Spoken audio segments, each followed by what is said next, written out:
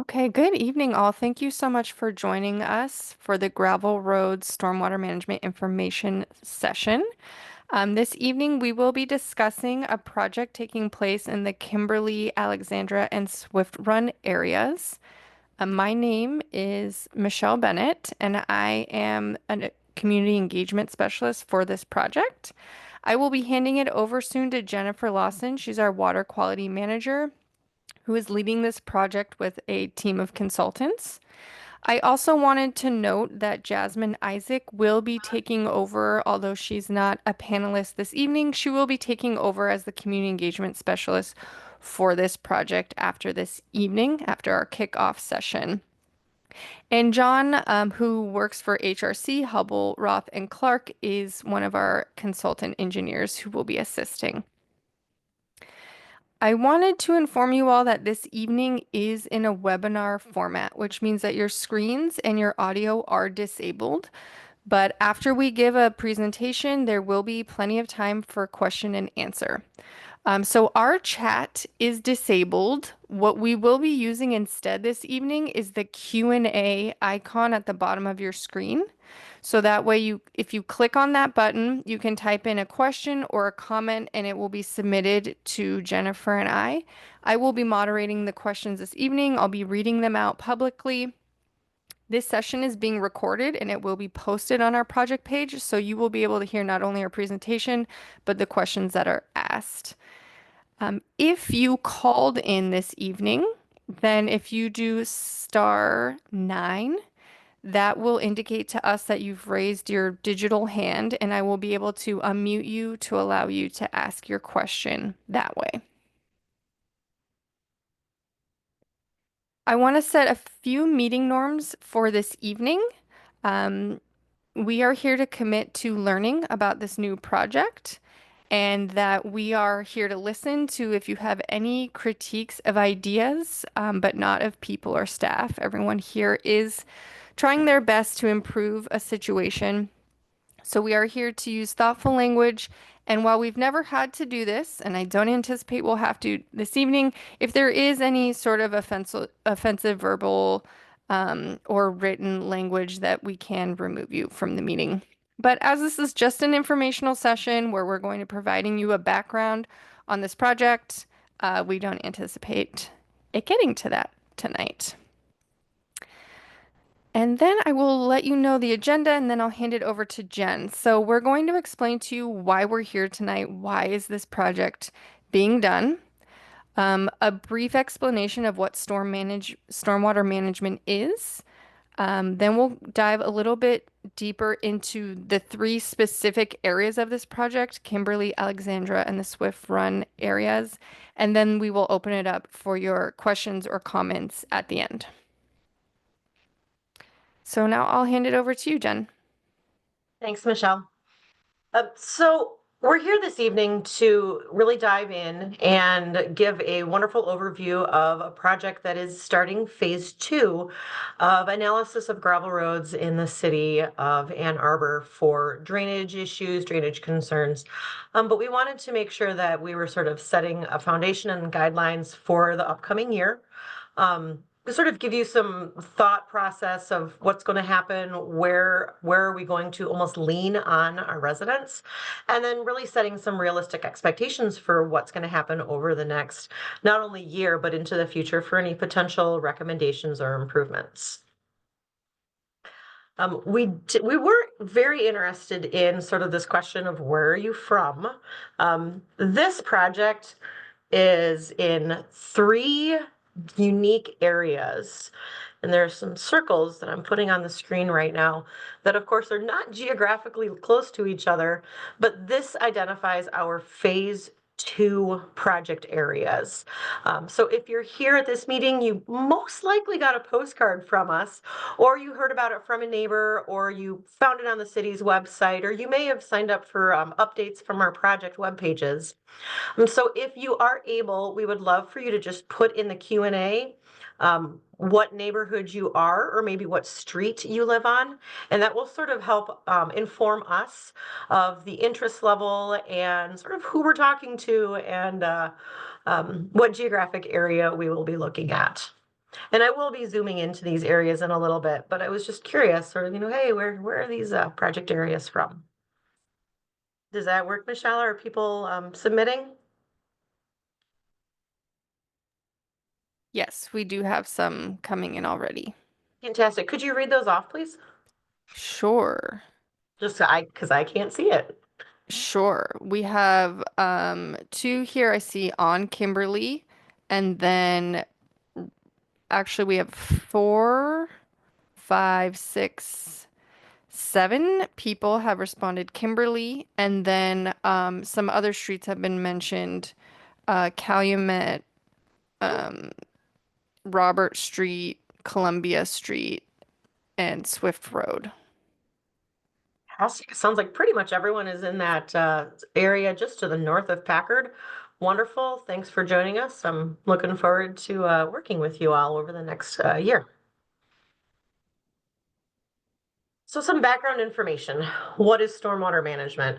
Um, in a nutshell, the city of Ann Arbor attempts to manage the rainwater falling from the sky. We do that through a system of pipes and ditches and swales. Underground, a lot of the stormwater management system that manages stormwater in the city of Ann Arbor is underground. But those projects aren't necessarily always those tangible projects. It also has to do with floodplain management. It has to do with water quality improvement, has to do with sediment management, both from construction as well as non-construction projects, ultimately to protect the health of the Huron River, which flows through our wonderful town. So there's methods, and I alluded to a few of these. We sort of break them into three different categories for how the city plans and manages stormwater. We use gray infrastructure, which is a very traditional method, pipes, catch basins, underground storage. Pervious pavement is a newer one. If we've got really good infiltrative soils, we do sort of look to decrease the amount of impervious surface by utilizing pervious pavement methods. The second one that we sort of is more of a newer and low impact development, if you will, is green infrastructure, and that's utilizing the systems that Mother Nature has designed for us. And so there's natural parts of green infrastructure that are creeks and streams, how we convey the water. It also includes street trees.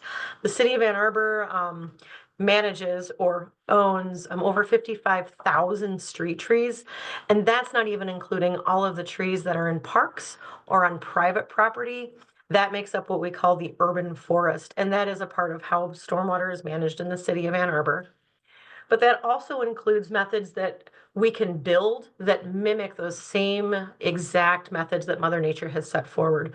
Those are detention ponds, rain gardens, infiltration basins, bioswales, and that's sort of that, I'll say, quasi-built infrastructure that still mimics Mother Nature. And a lot of what we do is in the public right of way, and it's the roads that also are part of the conveyance system to get stormwater from point A to point B. There's ditches along those roads, so it sort of gets the water off the road surface, and then curb drains in a more traditional road cross section. It's that concrete edge that sort of creates a channel for the water to get from point A to point B. For reference, here's some great pictures. On the far left is what we would consider gray infrastructure, the traditional pipe. Green infrastructure this is actually a wonderful picture of a bioswale or a rain garden along Miller Road in the city of Ann Arbor that is planted with native plants that allows for stormwater to get into those rain gardens and absorb not only into the plants, but infiltrate down into the soil as well, again, mimicking Mother Nature. And in the public right of way, oftentimes you'll see on that far right is a traditional ditch, and that is just some people you call it a swale, some people call it a grass pipeline, but that's really what it is, getting water from point A to point B. It does still have some infiltrative tendencies, but there really isn't a deep root structure, and we don't have the plants that are in there to uptake excess nutrients or uptake additional water. So a few, this is my technical slide. There's a few things that we sort of think about when we're looking at managing and designing and planning for our stormwater system in the city of Ann Arbor, as well as across the entire country. That storm drains cannot, and it's nearly impossible to manage all storm events because there's always going to be a bigger storm. As we've seen, our rain events are changing. We're getting more intense storms for a shorter duration, and so we're getting deluges, if you will, and our systems aren't designed to handle those kinds of rain events. Much of our stormwater system in the city of Ann Arbor was installed in the 1960s. And we actually do have parts of our stormwater system that were installed back in the 1880s.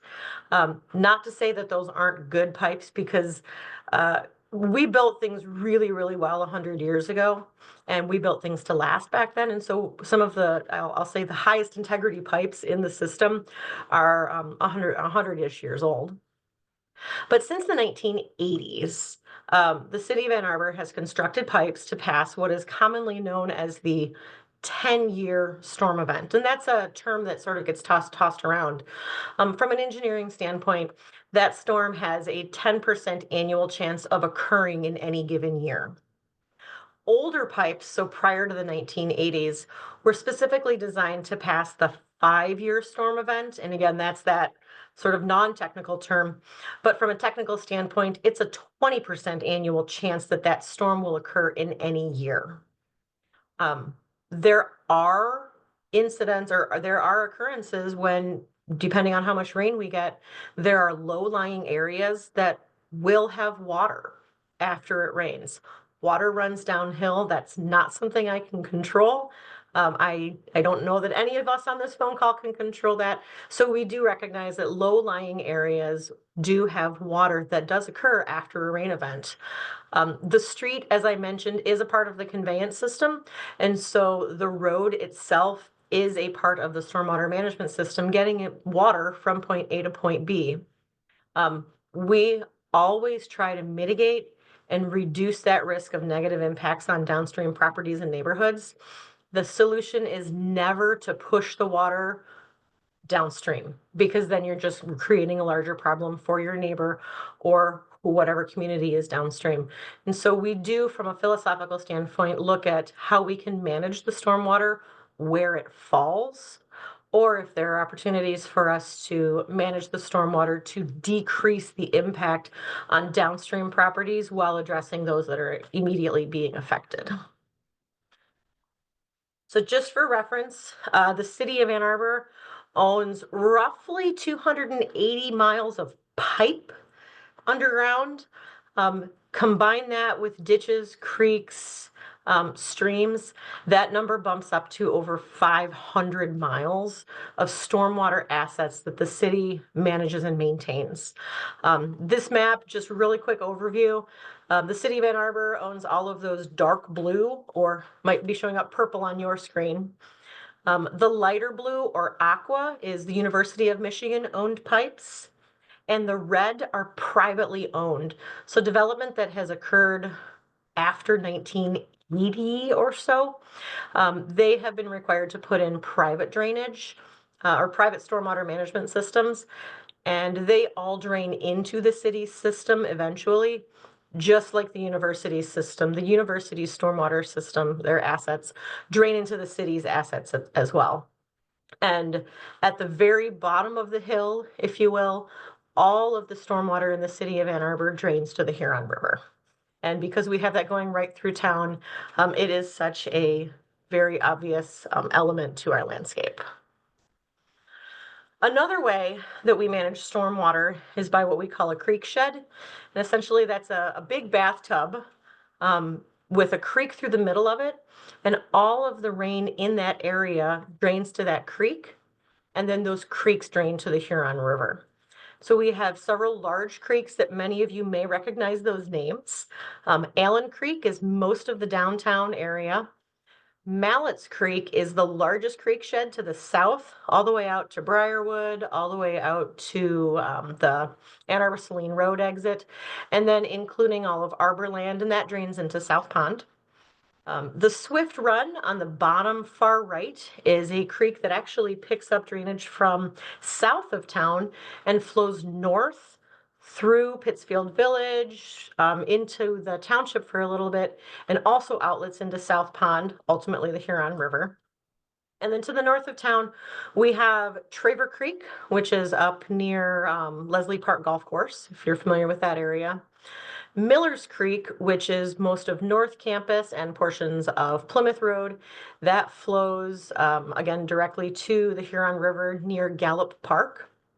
And then Fleming Creek picks up a little tiny bit of the city, but that's mostly some of the farm fields that are sort of northeast of town. Excuse me.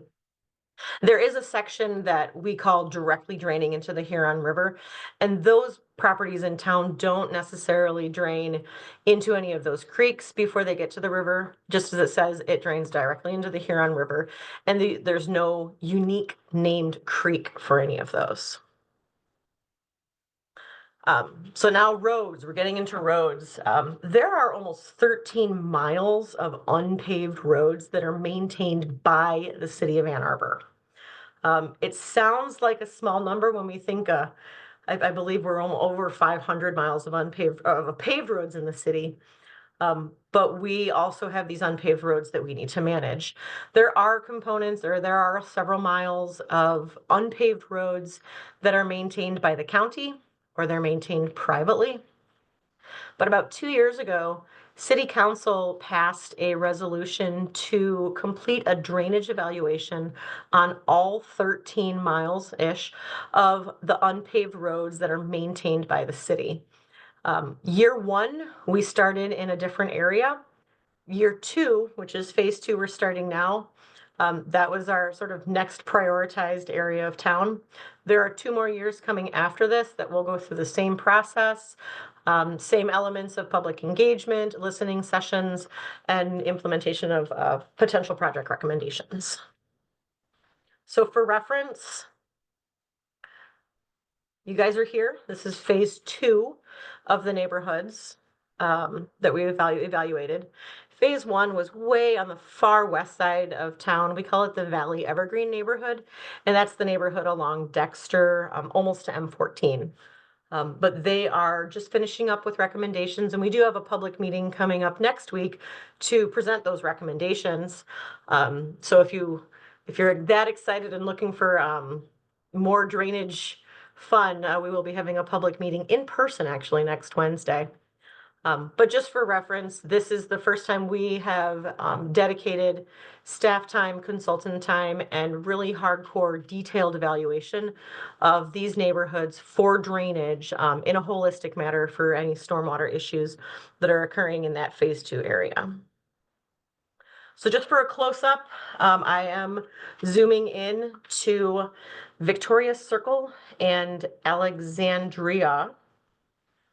There are drainage issues that we have heard over the past several years from some residents that live in this area. The next one is what we're calling the Swift Run area, because as you all saw on that previous creek shed slide, this area does drain into Swift Run.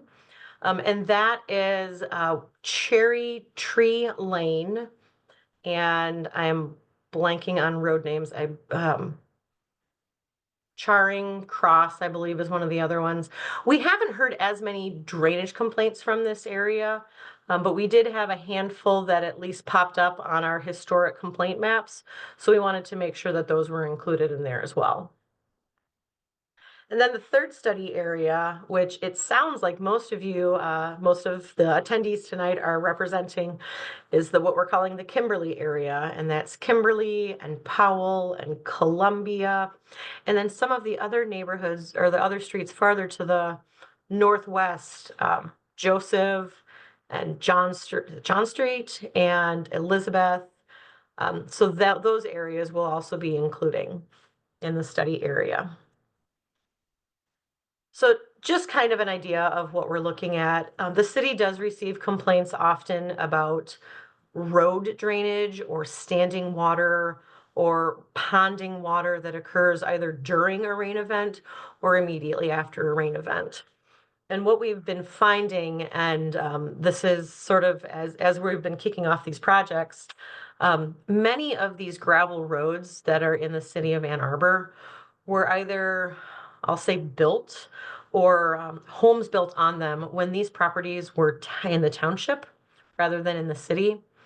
And included in that, many of them were built without any stormwater management, no ditches, no pipes underground. The engineers at the time just, basically looked at the road being the conveyance for that stormwater, and there's nowhere for the stormwater to go. As I mentioned in the previous slide, water runs downhill, water finds those low-lying areas, and that's what we're really looking to evaluate. Are there opportunities for us to mitigate those impacts that don't include paving the road? Are there opportunities for us to incorporate green infrastructure? Are there opportunities for us to sort of hold water where it falls, or maybe utilize existing properties that could be expanded as what we would call regional storage? So that's really some of the potential recommendations that could come out of this study. So just thinking what's going to happen next, I would encourage all of you to sign up for project updates from the website. And please, when you type this address in, please include the URL at the beginning of that link. If you just type in a2gov.org, you won't find it. But we kept it simple, url.a2gov.org/gravel roads. And that will bring you to the project page for the entire gravel roads project. Click on the button to sign up for project updates, and anytime we have anything happening, you'll receive an email from myself or from Jasmine Isaac, who's going to be working with us on the community engagement for starting for phase 2. But the boots on the ground is really the most important part.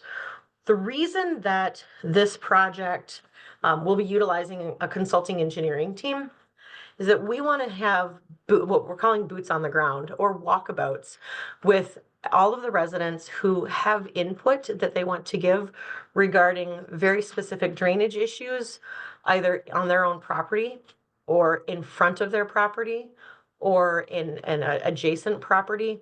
We want to get out there with the engineers and talk with every single resident that may have questions or concerns, or a real issue that they want to see if there's anything that can be done. Some of the recommendations may be improvements on private property.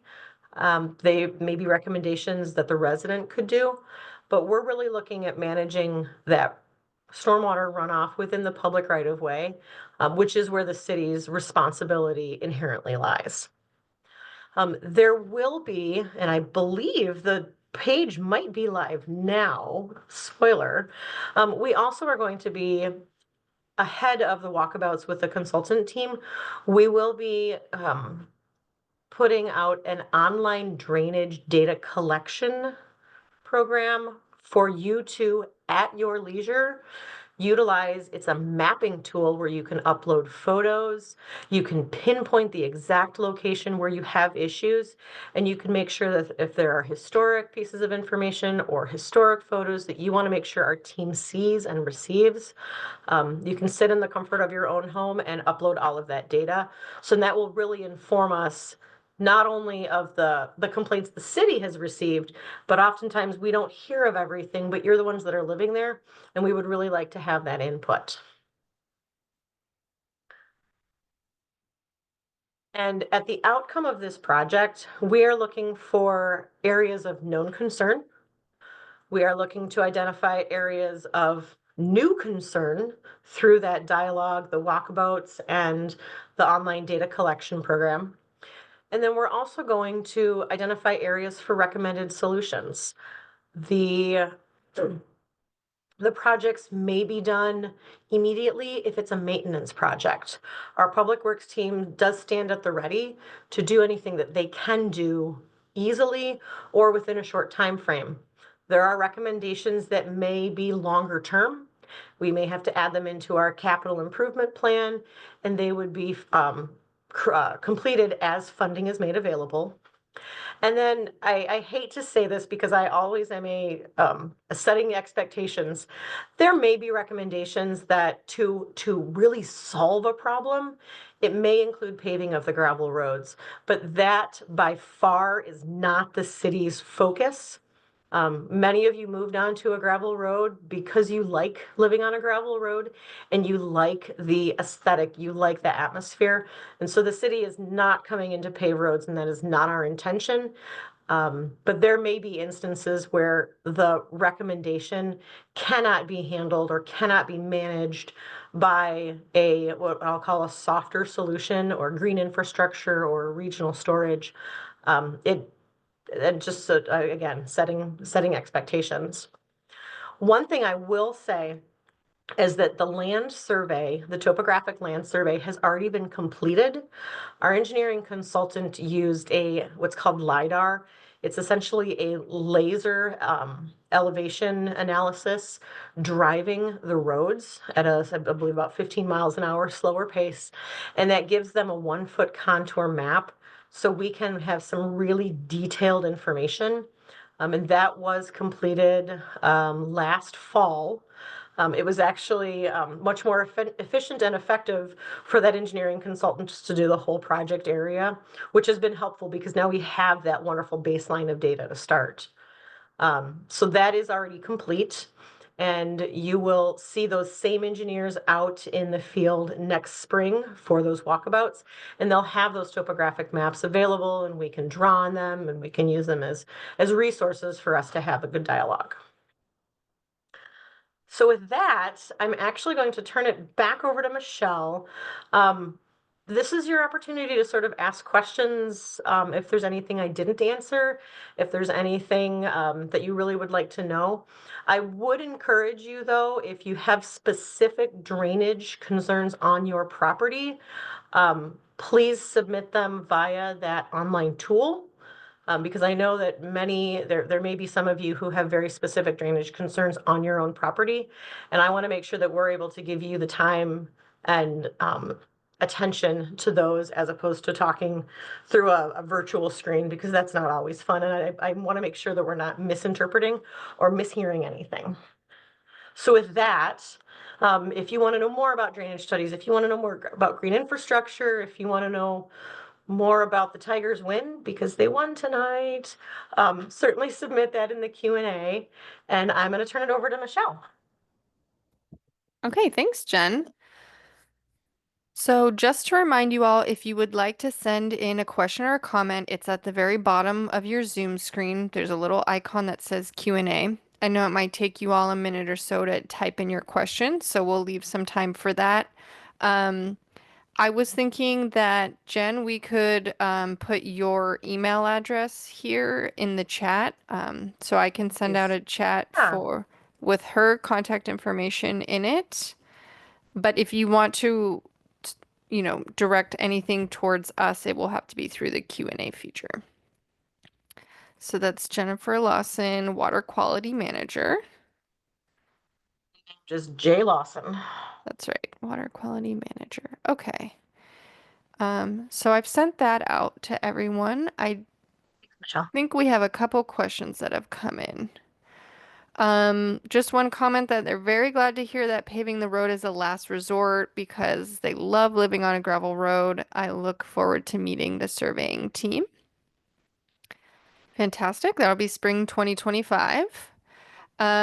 And then there's a question about the walkabouts. Will the walkabouts be announced a few weeks prior to the date to be able to take time off to be present?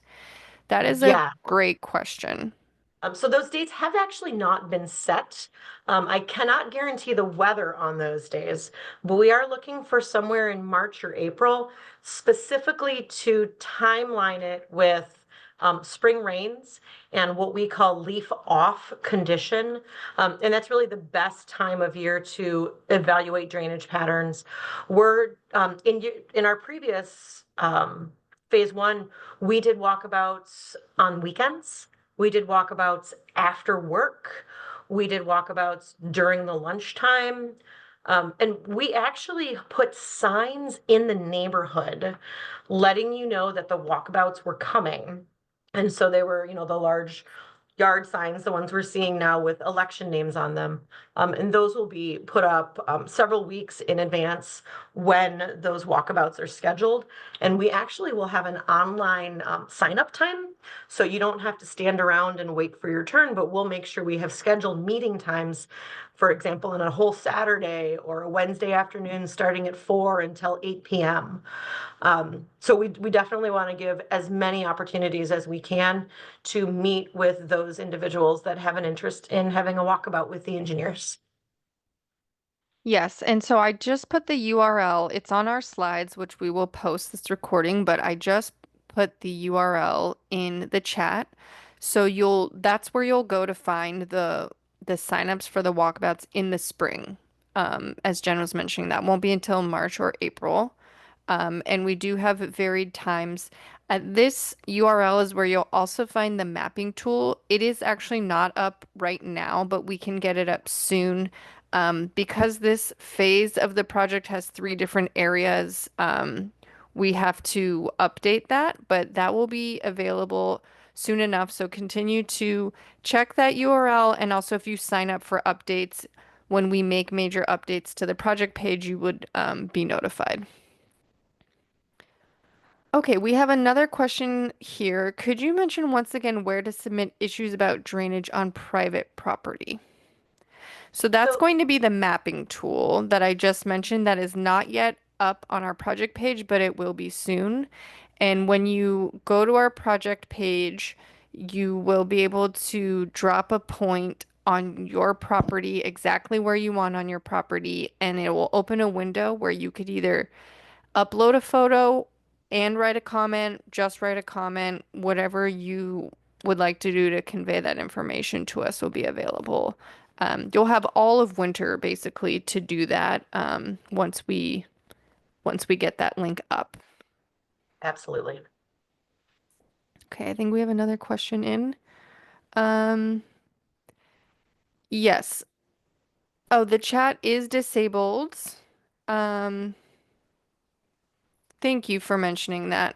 I'm sorry, I had that on the wrong setting. So let me just re-enter all that information in really quickly. I'm going to give you Jen's email address, and then I'm going to give you the URL for the project page. Thank Yep. you. Good catch. Yes. So it's just jlawson@82gov.org. And then here's the link to the project page.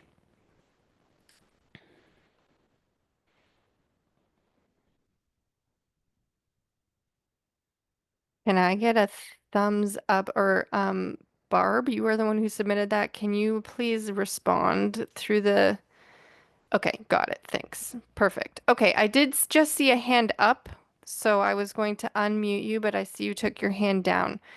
Do you, would you like to be, would you like permission to speak on, to be unmuted?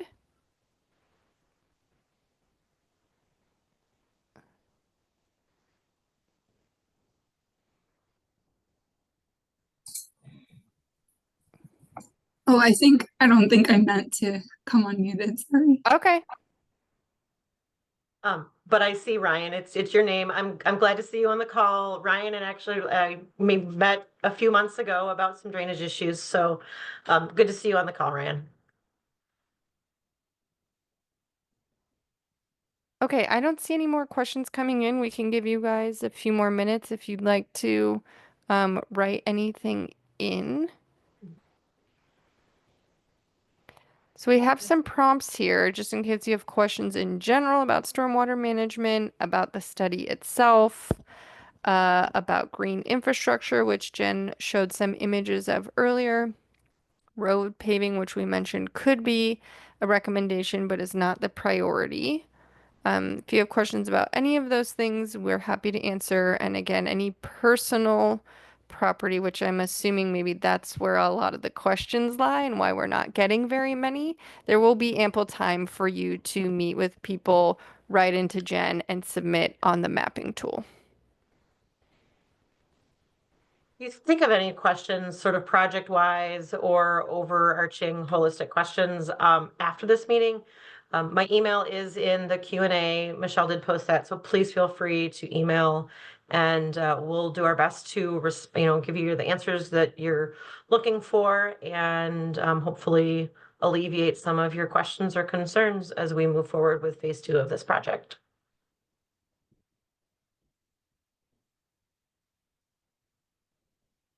Oh, I think we got a couple more coming in. Nope, just thank you for the info. They'll be watching the website and following over time. That's going to be our main method of communication is going to be digital, right? We're going to either be emailing you or we're going to be posting things on the project page.